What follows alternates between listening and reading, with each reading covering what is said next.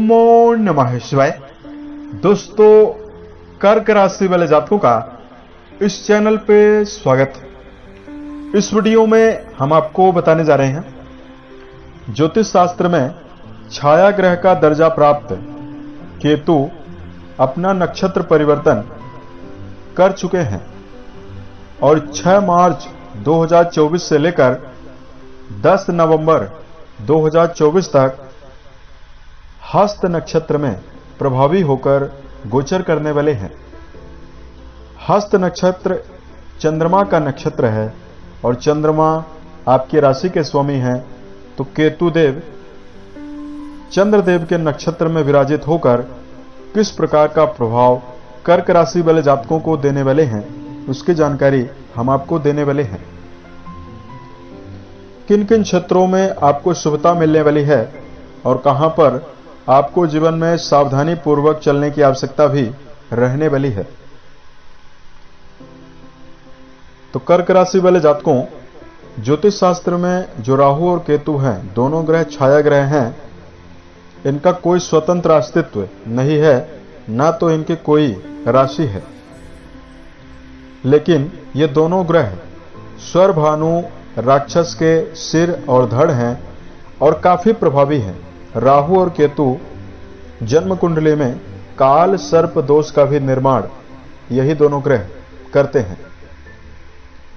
इसमें राहु को भौतिकता से जोड़ा गया है, वहीं केतु को मोक्ष से जोड़ा गया है। केतु को अध्यात्म, वैराग्य, रिसर्च, मोक्ष, धर्म, इन सब विषयों का कारक भी माना जाता है। इन सभी चीजों पर केतु का विशेष प्रभाव होता है। जन्म कुंडली पर केतु का जब शुभ प्रभाव होता है, केतु प्रभावी हो जाए, ऐसा व्यक्ति भौतिक सुखों से दूर हटने लगता है, खुद को अकेले रखने का प्रयास करता है और ऐसा व्यक्ति विशेष रूप से मोक्ष की ओर, रिसर्च की ओर बढ़ने का प्रयास करता है। केतु का संबंध जब गुरु से या मंगल से बनता है और गुरु और मंगल के द्वारा युति बनाकर कोई राजयोग केतु बनाए तो भौतिकता भी जीवन में मिलती है। ऐसा व्यक्ति यश, मान, सम्मान अर्जित करता है। जीवन में संघर्ष को झेलकर उच्चतम शिखर पर, सफलता के शिखर पर पहुंचता है और अपनी सफलता को कायम रखता है कुछ दिनों तक, यानी लंबे समय तक ऐसा व्यक्ति अपने मान सम्मान को बनाकर रखने वाला होता है। बिना केतु के शुभ प्रभाव के अच्छे परिणाम मान सम्मान के रूप में मिलना बड़ा मुश्किल है। तो यही केतुदेव क्रूर ग्रह मंगल के नक्षत्रों में गर्म नक्षत्र से निकलकर सौम्य नक्षत्र, जो चंद्रमा का नक्षत्र है, यहां पर प्रभावी होंगे तो आपके जीवन में कैसा प्रभाव देंगे और किन किन क्षेत्रों में आपको सावधान भी रहना है। तो कर्क राशि वाले जातकों, यह फलादेश आपके चंद्र राशि के ऊपर प्रभावी है, तो आप इसे इसी आधार पर देखें।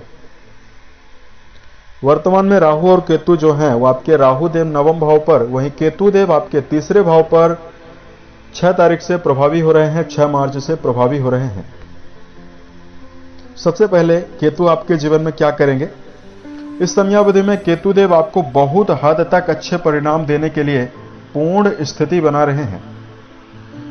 पराक्रम भाव पर केतु की मौजूदगी बनी हुई है, तो यह समय आपके जीवन में आपकी संकल्प शक्ति और आपके मनोबल में विकास करने वाला है।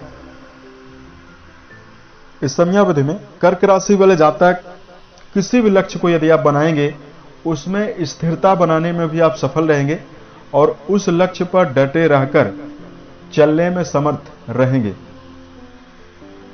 यदि आपके मन में बार बार विचारों में बदलाव होता है, चूंकि शनि जन्य कंटक शनि यानी ढैया का प्रभाव भी आपके ऊपर है, यदि आपके मन में जो आपका मनोबल है कुछ समय के लिए अप होता है और कुछ समय के पश्चात समाप्त होता है, तो यह समय आपके जीवन में केतु के प्रभाव से आपको स्थिरता मिलेगी। मन में उल्लास की भावना लगातार बनी हुई रहने वाली है। पंचम दृष्टि केतु की आपके वैवाहिक भाव पर जाएगी, सप्तम दृष्टि आपके भाग्य भाव पर जाएगी और नवम दृष्टि आपके लाभ भाव पर जाने वाली है। एक और कर्क राशि वाले जातकों के जीवन में वित्तीय समस्याएं भी आपके जीवन से समाप्त होने वाली है।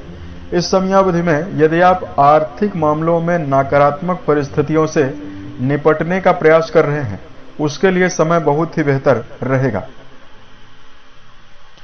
कानूनी मामलों में यदि आप किसी प्रकार का विजय चाहते हैं, कर्क राशि के जातक, उसमें आपको सफलता आसानी से मिलने वाली है। और वर्तमान में ननिहाल पक्ष के साथ आपके रिश्ते सुधारने वाले हैं। ननिहाल पक्ष से विशेष सहयोग की स्थिति आपके जीवन में मिलने वाली है। यहां पर केतुदेव आपके स्वयं राशि स्वामी के नक्षत्र में विराजित हैं, तो वर्तमान में कर्म क्षेत्र के मामले में यदि आपका जुड़ाव समाज सेवा और किसी आध्यात्मिक क्षेत्रों से है, या वर्तमान समय में रिसर्च के फील्डों में यदि आपका जुड़ाव है, वैज्ञानिक हैं, किसी संस्थान में काम कर रहे हैं, रिसर्च का काम कर रहे हैं, तो यह समय आपको उन्नति भी दिलवाने वाला है, सफलता भी दिलवाने वाला है। और वर्तमान में कर्क राशि वाले जातकों के जीवन में इस समयावधि में मन में प्रसन्नता आपको आसानी से मिलने वाली है। हालांकि जल्दबाजी में आपको कोई भी फैसला जीवन में नहीं लेना चाहिए। वर्तमान में रिश्तों के मामले में यह समय आपको उत्तम परिणाम देने वाला है।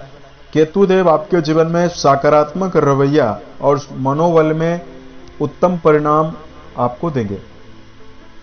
यदि आपका जुड़ाव वैवाहिक जीवन में है, तो यह समय आपके जीवन में दाम्पत्य सुखों को भी बढ़ाने वाला है।